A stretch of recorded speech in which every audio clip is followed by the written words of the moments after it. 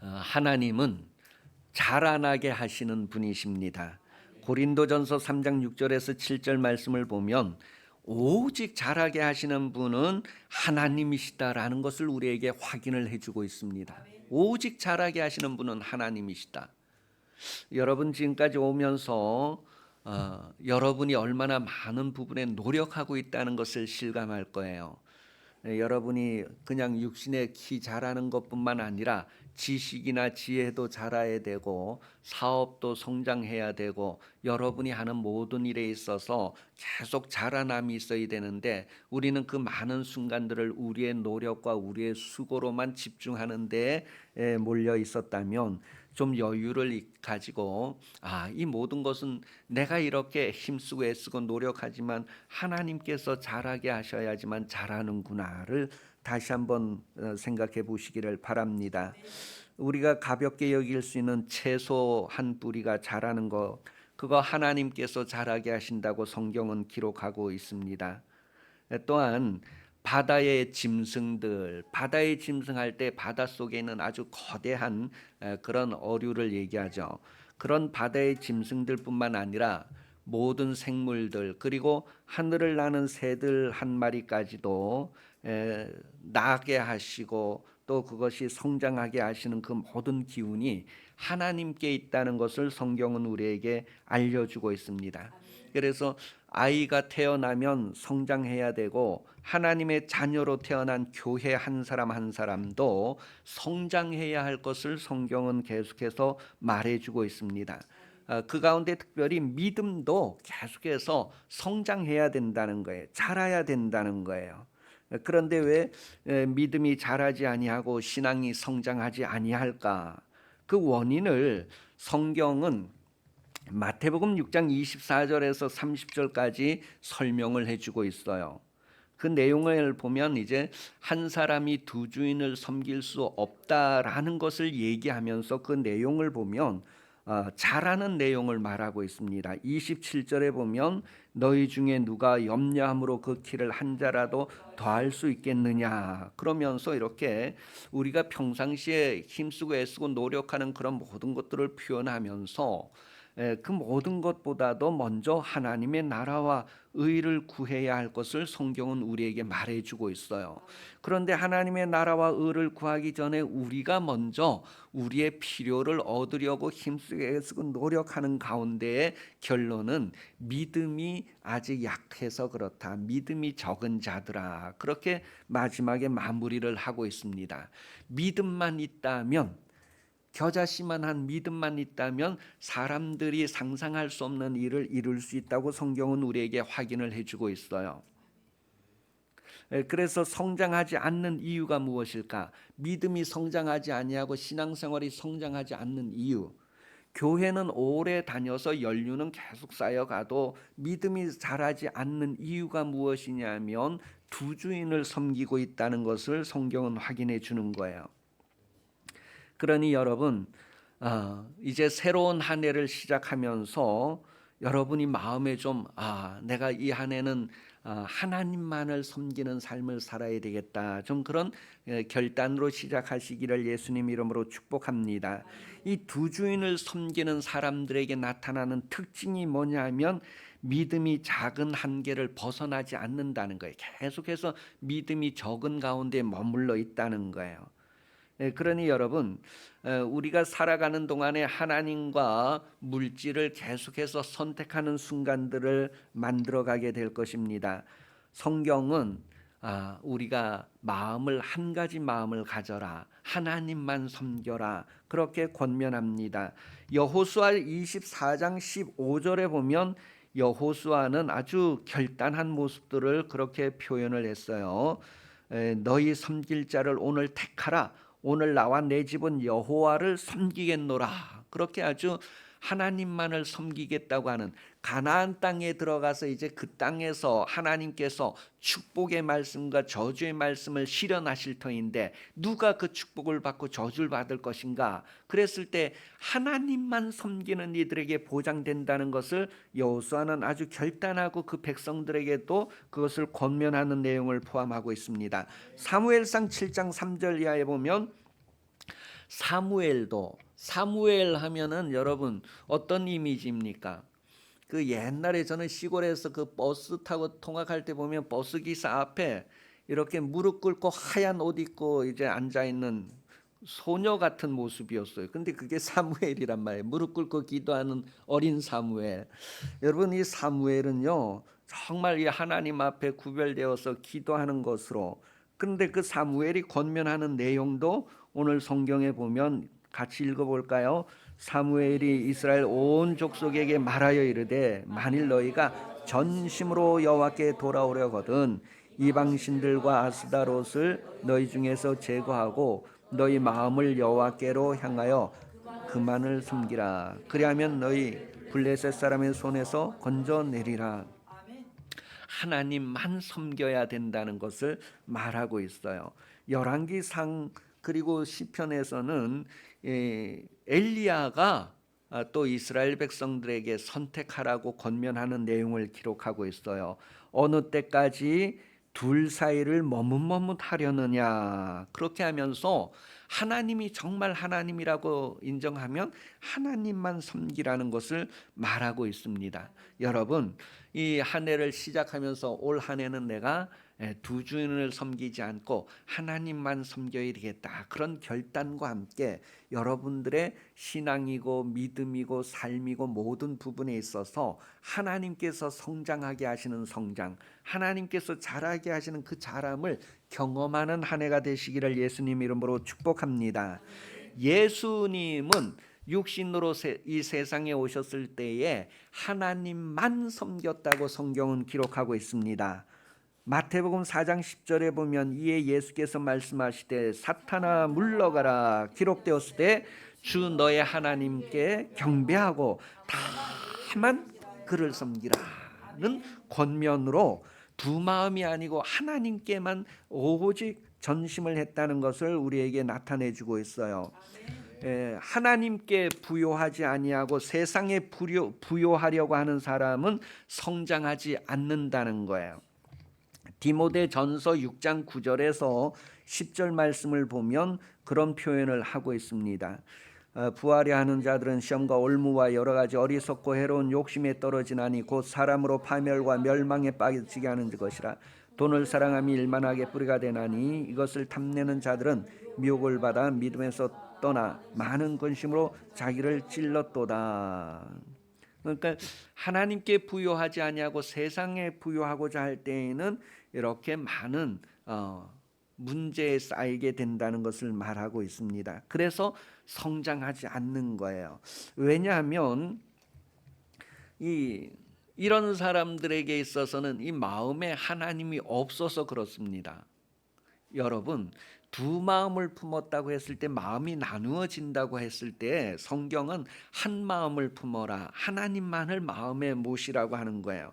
그런데 여러분도 믿지 않는 경험이 있었겠지만 믿지 않는 사람들은 이 안에 5만 가지 마음이 있어서 5만 가지 일들을 일으킨단 말이에요.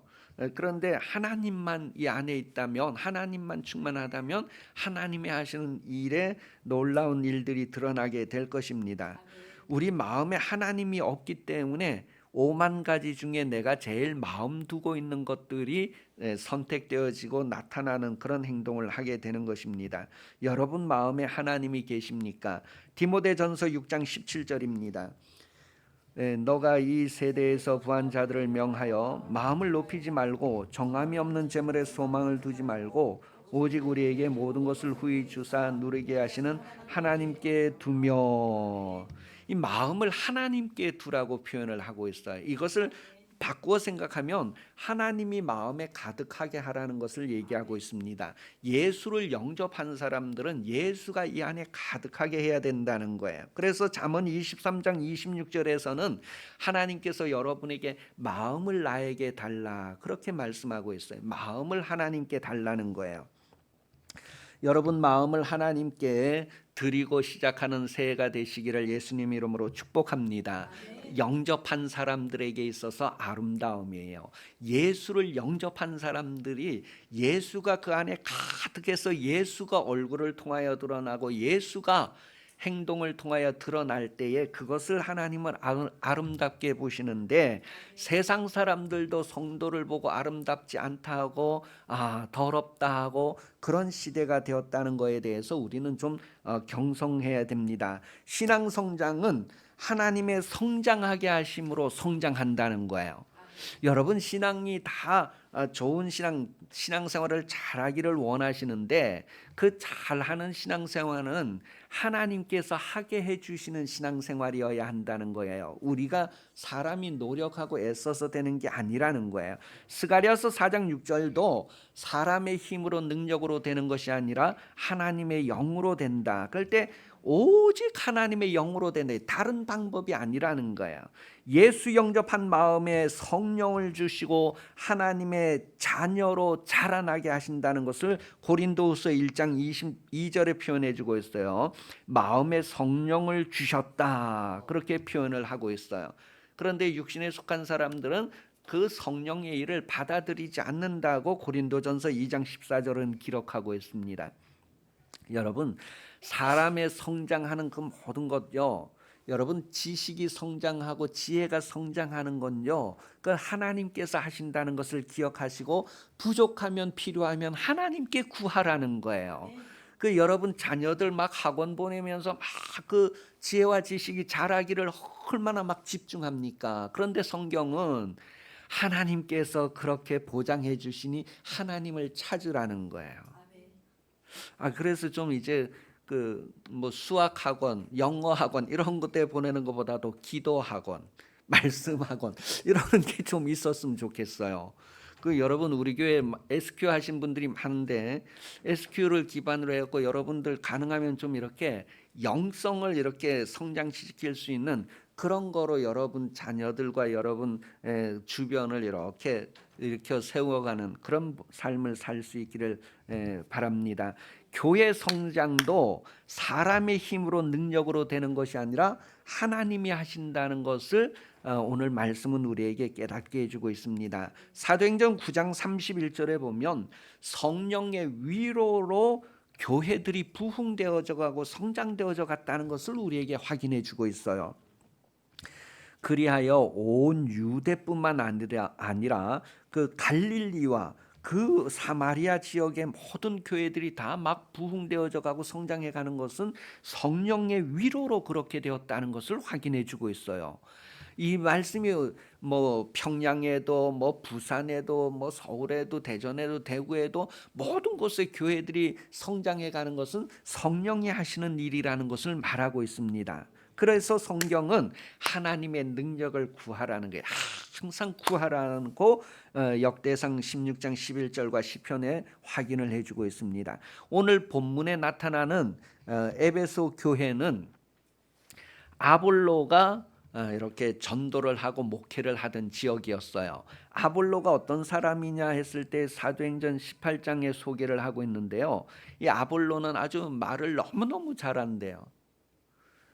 아주 구슬이 굴러가는 것처럼 이렇게 말을 언변이 너무 좋았고 성경을 너무너무 잘 알았대요. 성경에 능통했다 그렇게 표현을 하고 있어요. 그런 분이 목회를 했어요. 에베소 교회에. 그래서 그 이제 전도하고 목회하는 그런 현장에 나중에 이 브리스길라와 아굴라 부부가 이렇게 가서 봤어요. 이 브리스길라와 아굴라 부부는 지도상으로 보면 저 북쪽에 아주 본도라고 하는데 그 흑해 그 밑에 거기 부분에서 이렇게 살던 사람이에요. 그런데 오순절 성령 강림 그 사건 때 그 본도의 사람들도 예루살렘에 왔다가 성령의 역사 이런 걸 보고 갔어요. 그래서 그 후손으로 이렇게 내려오는 그런 신앙의 계보란 말이에요. 그래서 이 브리스길라와 아굴라 부부가 이 아볼로가 목회하는 것을 딱 보니까 너무너무 잘하는데 빠진 게 있는 거예요. 여기 성경에는 그렇게 표현을 안 했는데 더 깊은 곳으로 인도하고 이끌어주는 그런 성령의 역사에 대해서 말했던 것으로 그렇게 다 얘기를 합니다. 그렇게 해서 이제는 이 아볼로가 성령으로 하나님의 말씀을 전하는 그런 상태가 되어서 이제 계속해서 이 에베소 교회에서 있는 것이 아니라 에베소 교회에서 저기 이제 배 타고 가서 지금의 이제 아테네 지역, 로마 지역, 그 고린도 지역에 가서 이제 목회를 하는데 여기에서는 엄청 막 이제 역사를 일으키는 그런 목회 현장을 18장에서 이야기해 주고 있습니다. 그리고 오늘 19장 이어지고 있는 거예요. 자, 이렇게 성경을 보면 사람이 아무리 막 많은 재능을 갖추고 성경을 안다고 할지라도 하나님의 성령이 통달하는 것하고 사람이 능숙하게 통달하는 것하고는 엄청난 차이가 있다는 거예요. 그것을 이제 이 아볼로를 통하여서 우리에게 확인을 해줍니다. 그렇게 해서 이제 바울이 그런 상황에서 이제 그 아볼로가 에베소 교회의 그런 상황으로 있다가 성령에 대한 것을 알고 이제 고린도 교회로 건너간 후에 이 사도 바울이 3차 여행에서 이제 그 위에 갈라디아 지역 뭐 이런 데로 쭉 돌아다니다가 이제 에베소에 내려온 거예요. 에베소에 이렇게 와서 보니까 성도들의 믿는 그 신앙이 이렇게 다 보이는 거예요. 그래서 질문을 하잖아요. 너희가 믿을 때에 성령을 받았느냐 하는 질문을 해요. 그러니까 많은 사람들이 예수 믿는다고 믿지만 성령을 안 받고 믿는 사람들이 있단 말이에요. 왜냐하면 성령에 대해서 들어보지도 못하고 알지도 못해서 성령 없이 예수 믿는 사람도 있을 거고 또 아예 그런 경험이 없기 때문에 모르고 그냥 요한의 세례만 안다는 것은 그냥 이렇게 인간적인 한계까지만 아는 신앙생활을 하고 있다는 것을 말해요. 요한의 세례만 알고 신앙생활하는 사람들이 있다는 거예요. 그런데 이게 뭐냐면 요한의 세례를 안다고 하면 요한의 세례가 뭐냐면 예수님이 오실 거니까 예수님 만날 준비하라는 세례가 요한의 세례예요. 그럼 요한의 세례를 받았다고 한다 그러면 예수에 대한 것을 자연히 알 수 있도록 다음 단계가 있다는 것을 연결해야 되는데 거기까지 안 나간 사람들에 대한 이야기를 오늘 성경은 하고 있습니다. 그러니까 신앙이 성장하지 않은 상태에 어린아이 상태인 거예요. 왜냐하면 요한의 세례를 제대로 공부하고 알았다 그러면 요한의 세례는 예수를 만나기 위한 준비하는 세례란 말이에요. 그럼 요한의 세례를 알았다 그러면 예수를 만나고 예수를 찾을 텐데 그렇지 않은 상태를 얘기합니다. 성령은 누구에게 하나님이 부어주신다고요? 성령은 어떤 사람에게? 예수 믿는 사람에게요. 그러니까 예수를 믿는다고 했을 때에 사람의 수준에서 사람의 지식으로 사람의 능력에서 예수 믿는 상태와 하나님께서 믿게 하시는 그 믿음으로 믿는 거하고는 다르다는 거예요. 많은 사람들이 신앙생활을 할 때 그냥 사람의 지식으로 사람의 능력으로 예수를 믿는다고 하는 그런 신앙생활을 하고 있단 말이에요. 그래서 바울이 너희가 믿을 때 성령을 받았느냐 그렇게 질문을 해요. 그것은 믿는 거에 대해서 하나님께서 보증을 해 주느냐는 거예요. 그래서 믿는 자들이 받을 성령이라고 말해요. 예수님께서 가시면서 믿는 자들에게 내가 성령을 보내주겠다고 약속을 하신 거예요. 그래서 그 믿는 것을 인정받은 이들이 성령을 받은 증거가 되는 것이죠. 그 믿음을 하나님께서 인정해 준다는 거예요. 자, 그랬을 때에 성령 없이 신앙생활하고 성령으로 신앙생활하는 것이 엄청난 차이가 나는데 그러한 것이 오늘 본문에서 이렇게 흐르고 있는 거예요. 그러니 여러분 보통 내가 예수를 믿어주는 것이 아니고요. 내가 예수를 믿을 수 있도록 하나님께서 은혜를 주시는 것입니다. 우리가 이 신앙생활 잘하려고 얼마나 노력을 많이 합니까? 그런데 교회에 다니는 사람들이 신앙생활 잘하려고 노력하는 거하고 저기 불신자들이 우상숭배자들이 하여간 원하는 것을 얻으려고 노력하는 거하고 차이가 엄청납니다. 그들은 뭐 새벽에도 한밤중에 막 새벽 1시, 2시 이때도 막 목욕 제기하고 찬물에 뭐 씻고 막 이렇게 아주 원하는 것을 구합니다. 그러니 열심으로 하면은 오히려 막 그들이 더 열심을 내는 것으로 볼 수 있어요. 그런데 여러분, 하나님께서 믿게 하시는 그런 은혜를 주신다는 것, 사도행전 18장 27절입니다. 한번 확인하겠습니다. 사도행전 18장 27절 시작.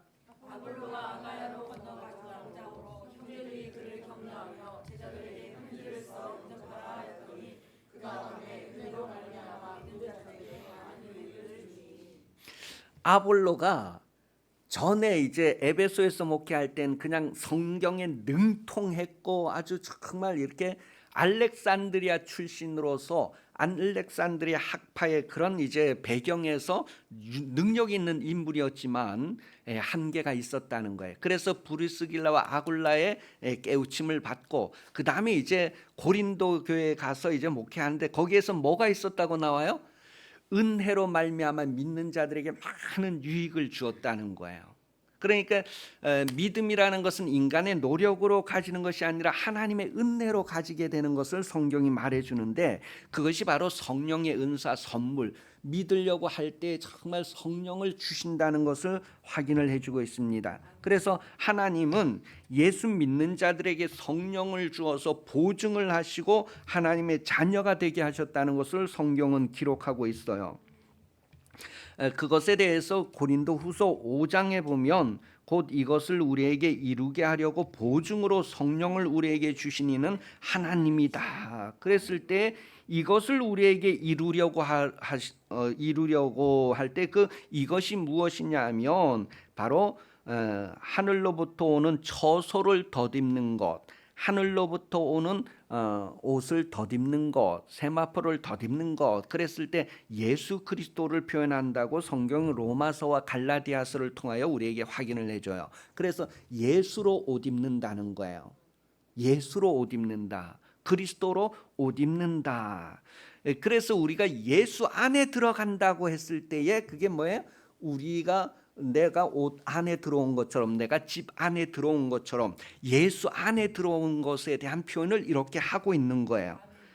그러니 여러분 믿는 자들을 하나님께서 인정하시고 성령을 주셔서 그들이 은혜 가운데의 삶을 살게 해주신다는 걸 확인해 주고 있습니다.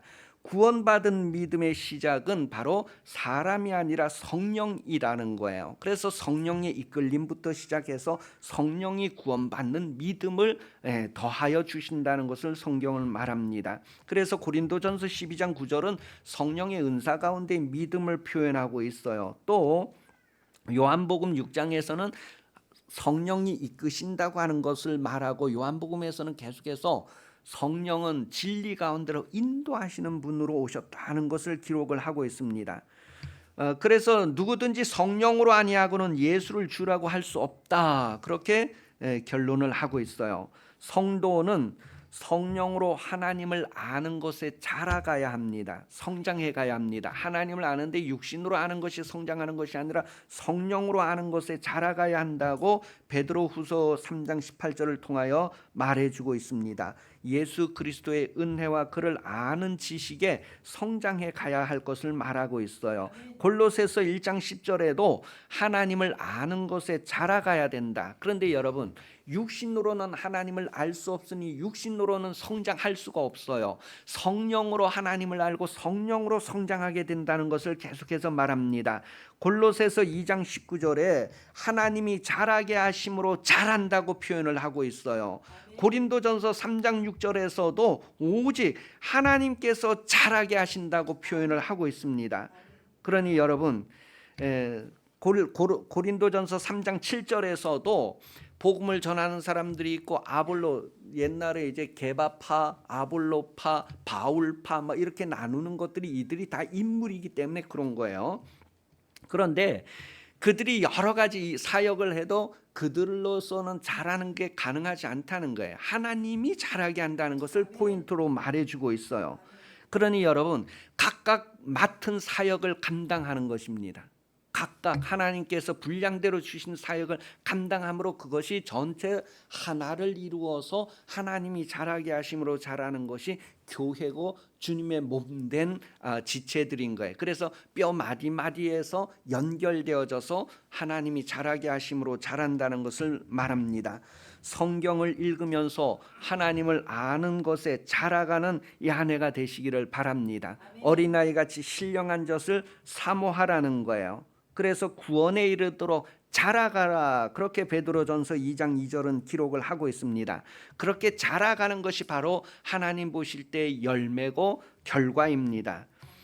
에베소서 2장 21절은 그의 안에서 건물마다 서로 연결하여 주 안에서 성전이 되어 간다라고 표현을 했어요. 이렇게 성장한 모습에 대해서 오늘 본문에서도 이제 그들이 안수함에 성령을 받았는데 모인 숫자가 12명 정도 됐다고 표현하잖아요. 그 12은 예수 그리스도의 비전을 실현할 12의 의미를 말하는 거예요. 시작의 의미가 12라는 숫자에 있는 거예요. 그래서 여러분도 성령을 받아서 방언을 말한다는 것은 우리가 개인 기도하는 방언도 있지만 그 말에는 뭐예요? 전도한다는 의미가 있단 말이에요. 그래서 각 사람이 자기 나라 말로 깨닫고 자기 나라에 가서 자기 나라 말로 막 확산하는 것을 얘기하는데 그 방언한다는 거예요. 그래서 오늘 이제 본문에서는 바울이 믿을 때 성령 받았느냐? 우린 있다는 거 듣지도 못했어요. 그럼 뭐이세요? 그래서 막 안수를 하니까 다 성령을 받는데 방언도 말하고 예언도 하더라. 그렇게 예언이라고 하는 것은 하나님의 말씀을 이제는 성령으로 막 이렇게 계시를 나타내고 공개하는 것을 얘기하는 그런 일들이 드러나게 됐다는 것을 말합니다. 이런 것들이 다 서로 모아서 하나가 되는데 그게 바로 성령이 하시는 일이다라는 것을 에베소서 디모데후서를 통하여서 또한 우리에게 말해주고 있어요.